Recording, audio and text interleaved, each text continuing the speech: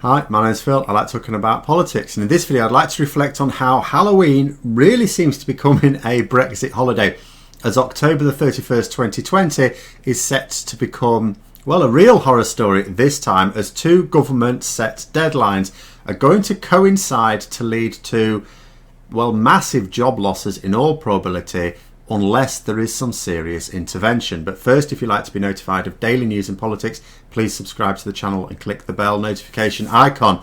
So before I get into October's fright story, a little aperitif, as yet again a Brexiteer highlights the lies in the Brexit argument. So one thing that Brexiteers kept trying to plug was the idea that you can't reduce VAT whilst a member of the EU, even though the UK has a pretty high rate of VAT. Isn't centrally set.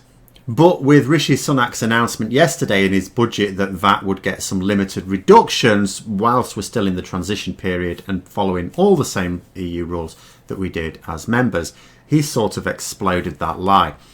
But anyway, on to the more serious news. And I saw a comment that I hadn't really thought about before, I have to say. So we know that we have until the end of October to get a Brexit deal agreed. I know Boris Johnson said that he will be agreeing one at the end of this month, but he does have a little bit of a habit of telling the odd fib now and then. Now, both the EU and the UK are saying that it can't possibly be ratified if it hasn't been concluded by the end of October.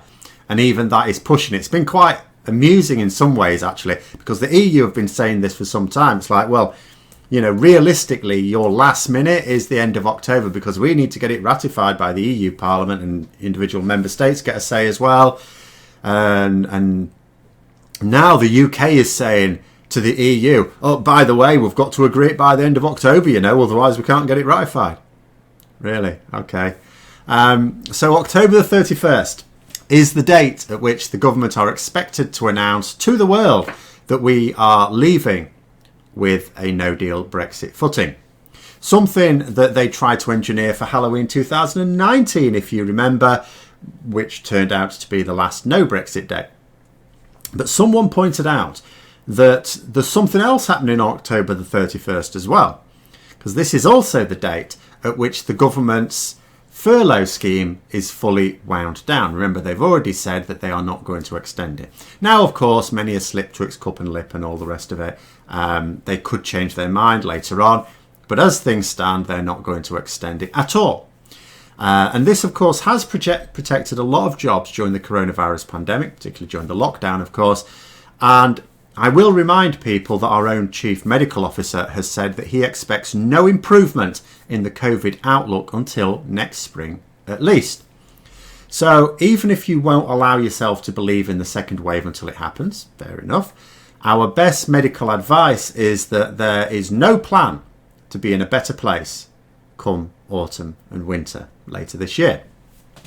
So you're going to have several things happening on October the 31st, 2020. So the first is that the coronavirus pandemic will still be in a serious state. The likelihood is that it's going to be in a far worse state than it is right now. Secondly, the furlough scheme ends properly. It's sort of been wound down all the time now, but ends proper. So employers will then have to decide, if they haven't already had to decide, if they can afford to get their business up and running to full pre-lockdown capacity, thereby being able to fully employ all their workers again. That is the scenario that, of course, everyone wants. But if not, then, of course, they will have to downscale, making a load of workers unemployed. And bear in mind, unemployment has already massively increased. You know, there are already a lot of employees who have lost their jobs as a result of the lockdown. The furlough scheme didn't help them.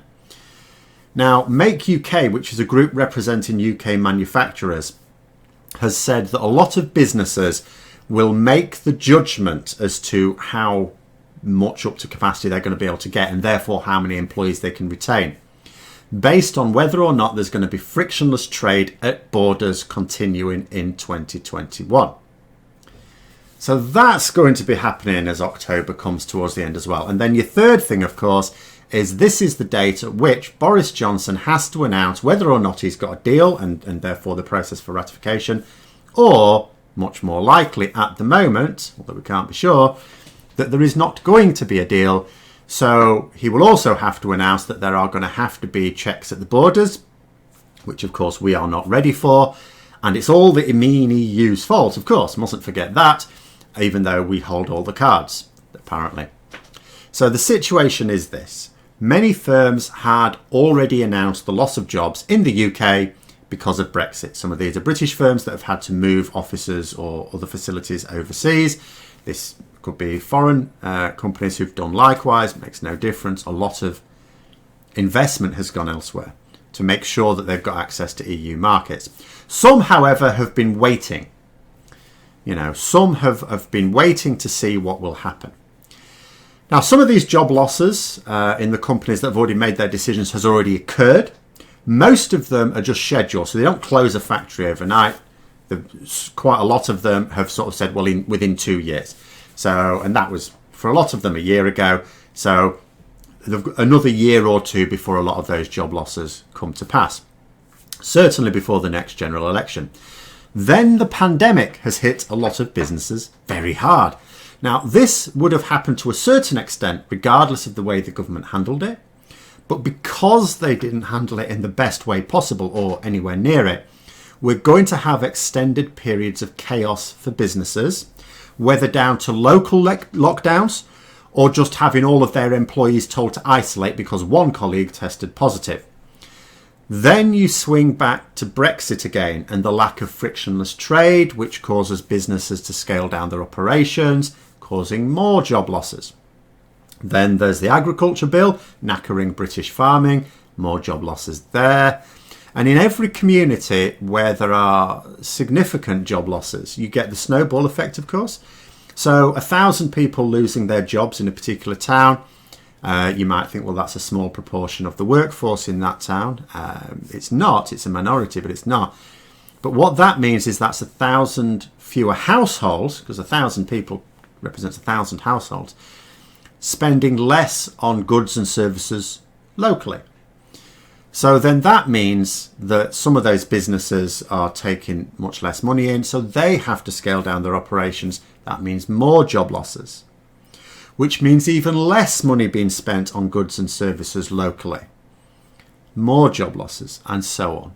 And the spiral just deepens as 2021 marches on without some serious planning, which has hitherto been absent. And we've seen this before, haven't we? We saw this in the 1980s with Thatcherism, and we're about to see it the same. In fact, potentially worse, because does anyone seriously believe that Boris Johnson either has better intentions or a better plan than Margaret Thatcher did? Only this time, the hardest hit communities will only have themselves to blame because a great many of them voted Conservative. But anyway, never mind the blame game. That is also before, by the way, we see whether they are serious about their immigration bill. Yes, we know the immigration bill is going to pass, but they could easily put in so many exceptions that it makes the whole thing meaningless. It's just there as a bit of a populist publicity stunt. Or they could be serious about it. And of course, that will hit the economy very hard as well.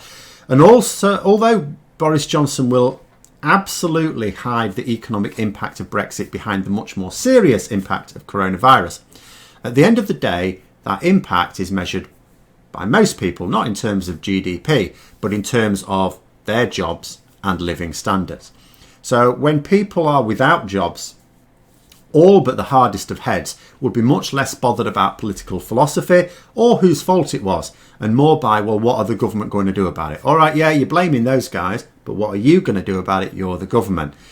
Boris Johnson said to give him a large majority and he can do it all. Right, you have your majority, what are you going to do with it? Blaming the EU will only work on those who keep their jobs and living standards, and there will be many who do. And the relatively small core of nutters for whom there is no hope, even if they have lost their jobs. For the rest, fiddling the figures and slinging blame around is not going to solve the problem for those who simply can't find work. This is a massive problem. It is of the government's own making, because although the coronavirus is not of their making, well, They are the ones who are refusing to be flexible with the furlough scheme. And they also effectively set the deadline of the end of October for the no-deal Brexit announcement as well, because, well, they could have extended the transition period, or at least negotiated a deal in good faith. And although, and with the furlough scheme, of course, you might expect they'd wind it down as the economy reopens, but they could still target limited support towards sectors of the economy hardest hit. But at the moment, they're refusing to do that. I strongly suspect there will be a U-turn on that at some point. But that's the situation at the moment. And they have chosen to have this double whammy at the end of October. Both of these things are happening at that time because of their design, just in time for a probable second wave and certain winter flu onset as well. And this problem is not going to be solved on the fly. It needs a plan, a carefully considered plan. And the thing about planning for complex problems is that you need to analyse the situation. The government are still refusing to let the Treasury carry out Brexit impact reports for fear of them being leaked to the public, as others have been. Not that leaking should need to be a worry, because if they just publish them normally and let us all see them, then there'd be no need for the leaks. But without those impact reports, it's not possible to come up with a plan that has a snowball's chance in hell of working, because they've got nothing to base the plan on. And this is why I don't think, from a purely political point of view, those in the senior leadership of Labour will have minded one little bit Boris Johnson's grandstanding in Parliament yesterday, which I discussed, when he said, build, build, build for jobs, jobs, jobs.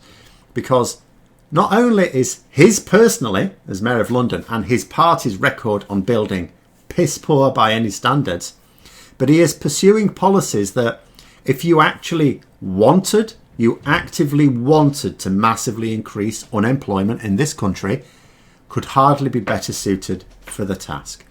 The idea that the Conservatives could ever be believed to be the party of the worker in a year or so's time is surely going to be dispelled by this. Or maybe politics and my country will just get even dumber in order to keep the illusion going. We shall have to wait and see, I suppose. Until then, hope you found the video interesting. If you did, don't forget to click the like button. And if you'd like to support the channel further, please also click the Patreon link for details. And until next time, I'll see you later.